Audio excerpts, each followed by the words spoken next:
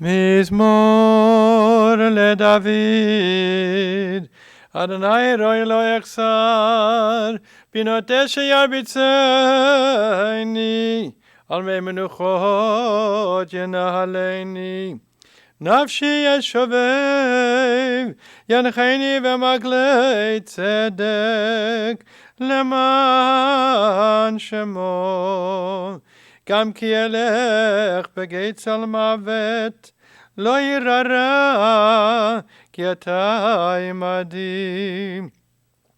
שבטך ומשענתך, המה ינחמוני. תערוך לפני שולחן נגד צורריי, דשנת ובשם מראשי, כוסי רוויה. אך טוב וחסד ירדפוני כל ימי חיי, ושבתי בבית אדוני לאורך ימים.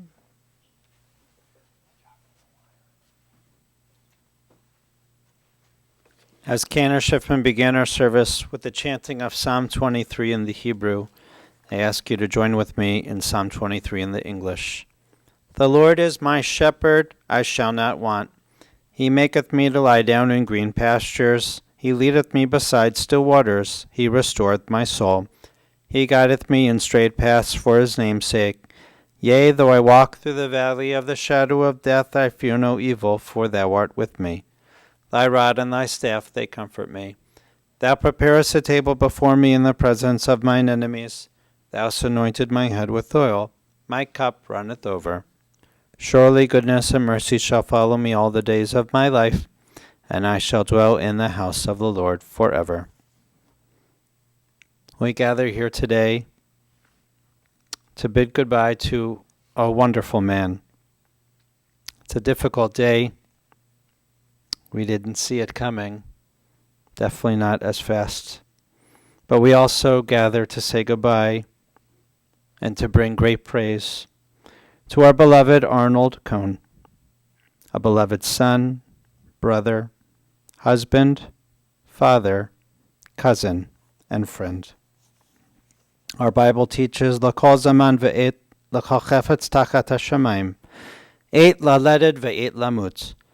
A season is set for everything, a time for every experience under heaven, a time for planting and a time for reaping, a time for keeping and a time for discarding, a time for loving and a time for hating, a time for embracing and a time for refraining, a time for laughing, a time for weeping, a time for dancing, a time for wailing, a time for birthing, a time for dying, a time for speaking, a time for silence, a time for seeking, and a time for losing. In our Jewish tradition, every single year we read our Torah and rejoice at its end, even though it details the final section with the death of Moses. Upon the Torah's completion, we joyously return to its beginning and start to read the Torah from its opening. Judaism teaches that our lives are like a book. Our actions and words are recorded. This week, Arnie's book was finished. So fast.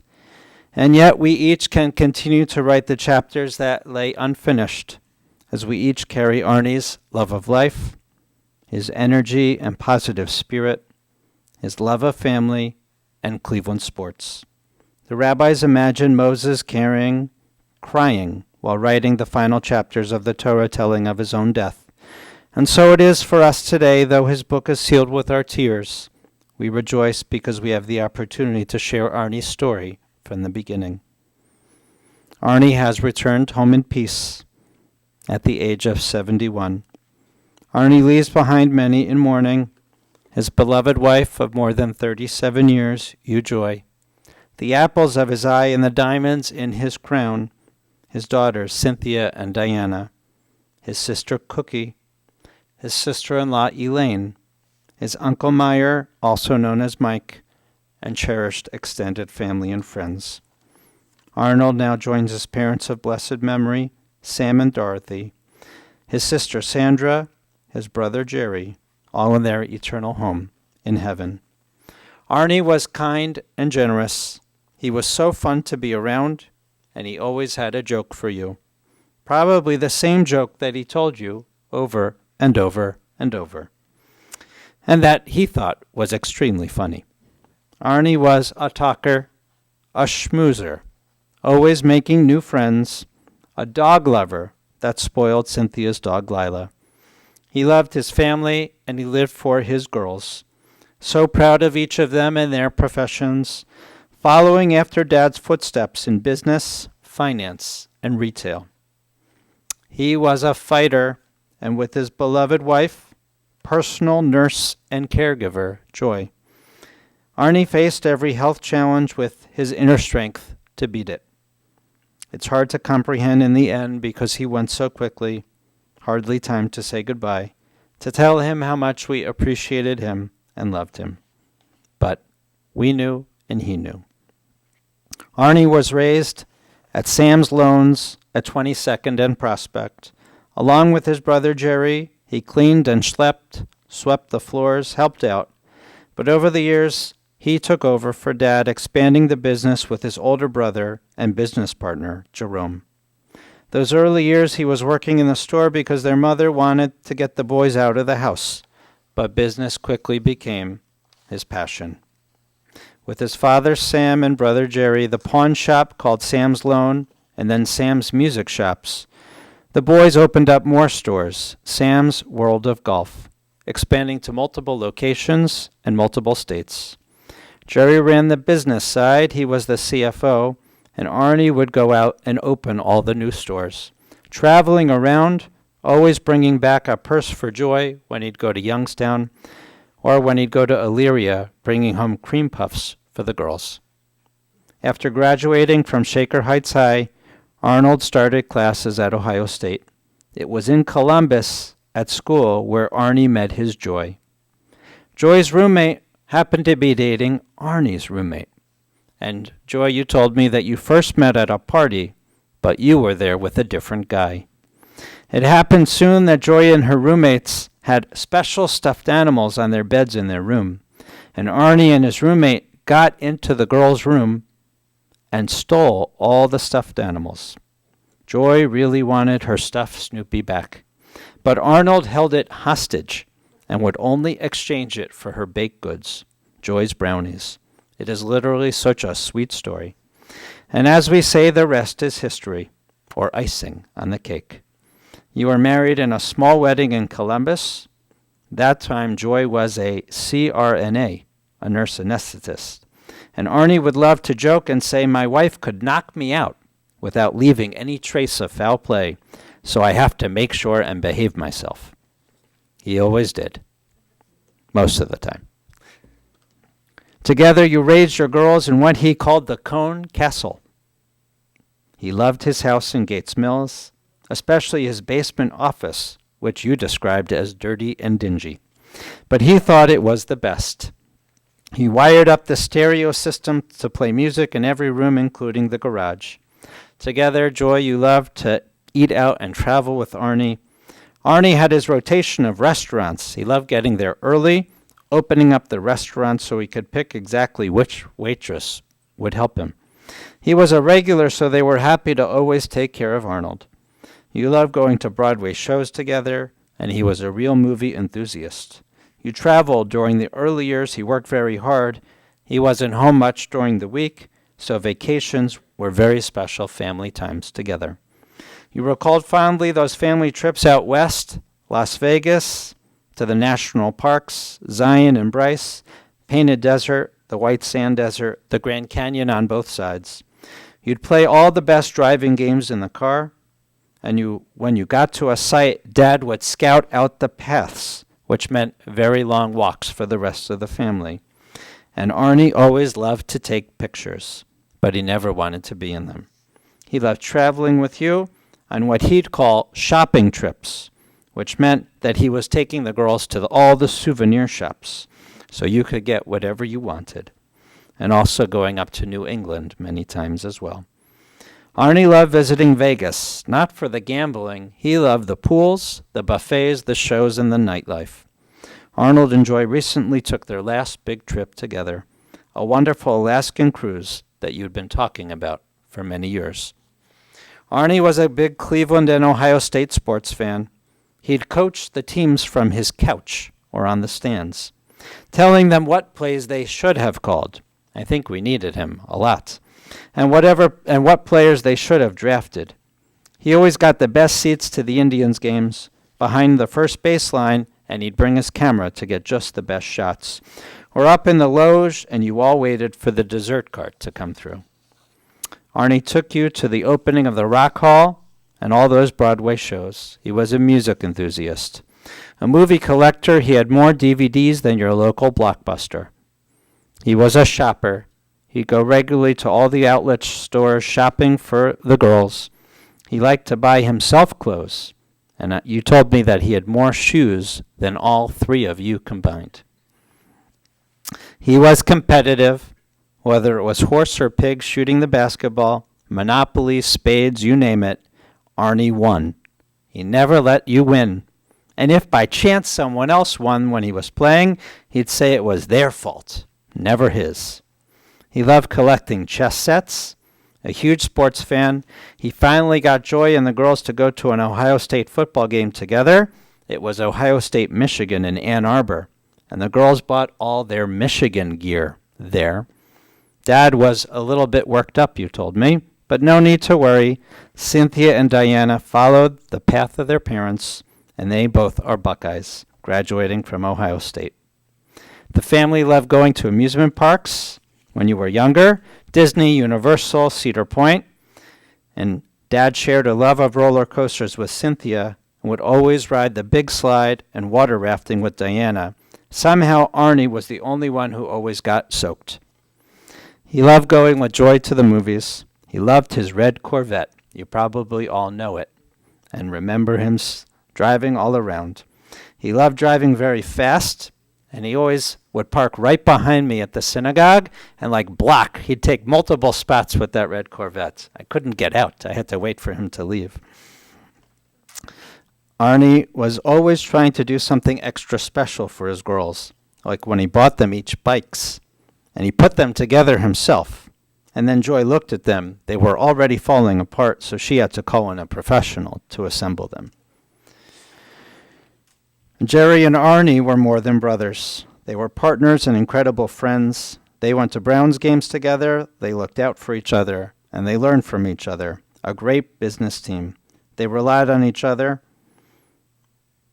They also shared a mutual sense of humor. And actually, I remember from preparing for Jerry's funeral, Arnie told me that he would number all of Jerry's jokes. I guess Jerry only had a certain repertoire of jokes. Is that correct, Elaine? So Arnie would just call out a number, and Jerry would say that joke. Arnie was so close with his Uncle Meyer. He'd visit him every morning after going to the morning minyan service at the synagogue. Arnie had a gute neshama, a good soul, a sweet spot for everyone. He had such a special love for Judaism and our homeland, for our synagogue, first Beth Am Community Temple, and then B'nai Yeshurun. He grew up in our congregation, and synagogue was a large part of his life. He enjoyed coming to services, and the family dedicated a special classroom in our building in memory of their parents. As a Kohen, a person of priestly descent, the highest level in Jewish tradition, Arnie always had the first prime honor in our service, and he took great pride in it and recited the prayers weekly. He came to services every morning. He was part of a group known as the Millionaires. They are considered the millionaires of our synagogue, the most special group dedicated to our services every single day. We all loved Arnie. We all longed to hear that same joke again. We loved his big watches, his big personality, his colorful ties and sweaters, his latest sports takes. He had that big personality, but yet he was so kind and sweet. And he'd literally give you the shirt off of his back or the golf club from his own golf bag. He was a good friend. His time at the Wilds was very special. He would always text me from the Wilds when he was there and tell me how great it was, that I should recommend it to people, and how special Joy was in caring for him, remodeling his apartment, always coming and taking him out to dinner, and really making sure that he had a home away from home. Joy, I know this has been a very difficult time for you. I know that not only are you a professional nurse, but you were his personal caregiver, and you watched over and you really gave him many extra years of life. And I know how much he was always appreciated. I have a boatload of texts on my phone that still talk about how much he loves you and appreciated you. Arnie has returned home. He's at peace. He's suffering no more. And may his name always bring us blessings. And we say, Amen. We'll rise now as Cantor Schiffman will chant the memorial prayer.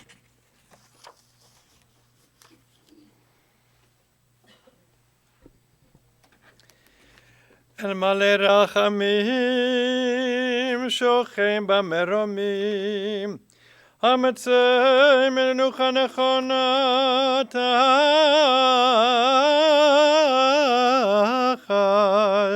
כנפי השכינה במעלות קדושים וטהורים כזוהר הרקיע מזהירים אברהם בן שמואל הכהן ודבורה שהלך לעולמו בגן עדן תהא מנוחתו.